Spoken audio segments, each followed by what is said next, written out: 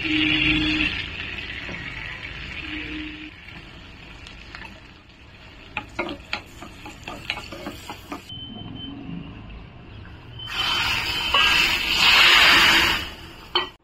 मी इथे आहे ना मसूर डाळ तडका बनवणार आहे। तर त्यासाठी मी इथे मसूर डाळ घेतलेली आहे।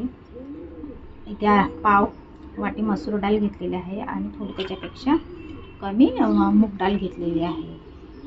आता छान अशी आहे ना स्वच्छ धुवून घेणार आहे।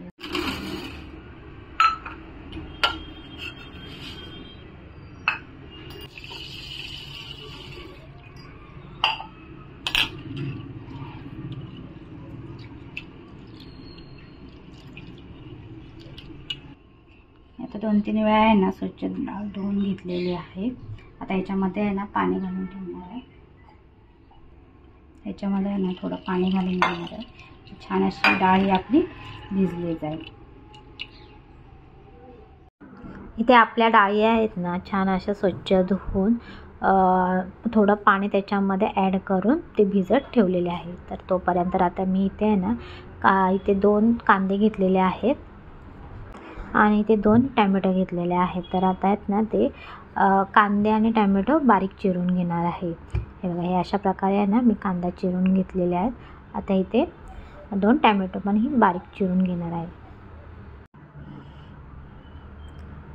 आता इथे आपल्या आहेत ना छानपैकी कांदा टोमॅटो असे बारीक चिरून झालं की आता गॅसवर मी एक कढई ठेवणार आहे। हे बघा, इथे आता छान असा कांदा टोमॅटो आपला चिरून झालेला आहे। तर आता गॅसवर आहे ना एक कढई ठेवलेली आहे तापण्यासाठी। तर ती कढई छान अशी तापली गेली की त्याच्यामध्ये आहे ना मी 2 ते 3 चमचे तेल घातलेलं आहे। हे बघा, तेल पण छान असं आहे ना आपलं तापले गेलेलं आहे। आता आपण इथे फोडणीसाठी जिरे घालणार आहोत। ते जिऱ्याची फोडणी देणार आहे। तर इथे मी 1 चमचा आहे ना जिरं घातलेलं आहे तेलामध्ये। तर ते छान असं आहे ना जिरं तडतडलं आहे। तर आता इथे आहे ना मी 2 बारीक चिरून कांदे घेतलेले आहेत ते त्याच्यामध्ये ॲड करणार आहे आणि आता ते छान असं आहे ना परतून घेणार आहे। कांदा छान असा आपला तांबूस कलरचा झाला ना की त्याच्यामध्ये आपण जे बारीक चिरून घेतलेले टोमॅटो आहेत ते आपण त्याच्यामध्ये ॲड करून घेणार आहे आणि ते पण कांदा टोमॅटो छान असं मऊसर होईपर्यंत छान असं परतून घेणार आहे। हे बघा, इथे आहे ना आता ते कांदा टोमॅटो छान असं आहे ना परतून घेते। हे बघा, छान असं आहे ना मऊ होण्यासाठी इथे मीडियम फ्लेमवरच मऊ करून घ्यायचा तोपर्यंत। हे बघा, इथे आपली आहे ना जी डाळ वगैरे आपण भिजत ठेवलेली आहे ते बघा छान अशी आहे ना भिजली गेलेली आहे। हे बघा, इथे आपला आहे ना कांदा टोमॅटो आता इथे आपला कांदा टोमॅटो छान असा आहे ना परतून झाला म्हणजे छान असा शिजला गेला की आपण आता ह्याच्यामध्ये मसाले घालणार आहेत। तर आता मी इथे सर्वप्रथम चवीनुसार मीठ ॲड केलेलं आहे। आपल्याला जसं लाल तिखट म्हणजे कमी जास्त तिखट पाहिजे असेल त्यानुसार आपण इथे तिखटही ॲड केलेलं आहे। तर इथे मी 1 चमचा तिखट घेतलेला आहे। हळद आणि आपला घरगुती गरम मसाला हे छान असे मसाले टाकून कांदा टोमॅटो छान परतून घेऊया। हे बघा, अशा प्रकारे आहे ना आपण छान असा परतून घ्यायचा। आता मी इथे आहे ना बारीक चिरून आलं घेतलेलं आहे। तर इथे आहे ना तुम्ही आल्याची पेस्ट पण वापरू शकता।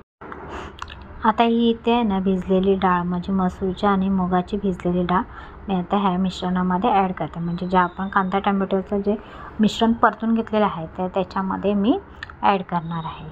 आणि आता ह्याच्यामध्ये आहे ना ही डाळ शिजण्यासाठी मी इथे 2 ते अडीच वाट्या ह्या मापाच्या साईजने पाणी घातलेलं आहे आणि आता आहे ना ते आपण छान अशी डाळ शिजवून घेणार आहोत। आता जर ह्या डाळीची कन्सिस्टन्सी जरा अजून पातळ पाहिजे असेल तर ह्याच्यामध्ये आहे ना थोडं पाणी पण आपण ॲड करू शकतो।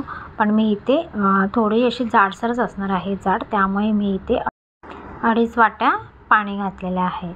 आता इथे मी आहे ना वरून कोथिंबीर पण ॲड केलेली आहे आणि छान असं ढवळून घेतलेलं आहे। आता ही डाळ आहे ना आता ही डाळ शिजण्यासाठी आहे ना मी वरून झाकण मारणार आहे। 10 ते 15 मिनिटासाठी हे झाकण मारलं होतं। हे बघा, हे अशा प्रकारे आहे ना आपली डाळ छान अशी शिजली गेलेली आहे।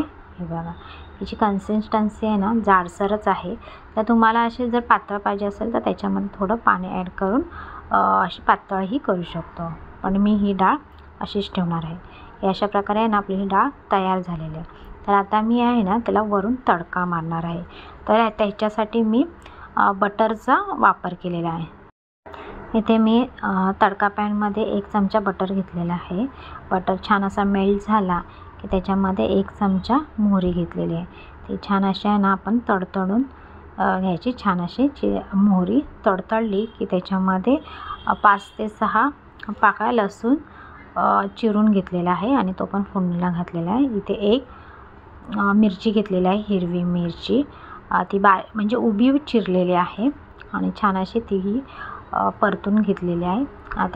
आता ही फोडणी आपली आहे ना तयारच होते. तर आता ह्या फोडणीमध्ये आहे ना कढीपत्ता पण ॲड करणार आहे. कढीपत्ता पण छान असा आहे ना तडतडून देणार आहे. आता हे बघा, ही अशा प्रकारे आहे ना आपली फोडणी तयार झालेली आहे. गॅस बंद करणार आहे आणि जी डाळ आपण शिजवून घेतलेली आहे ती परत गॅसवर ठेवणार आहे. त्या डाळीखाली आपण म्हणजे त्या कढईखाली गॅस लावणार आहे आणि बघा ही अशा प्रकारे आहे ना वरून फोडणी देणार आहे.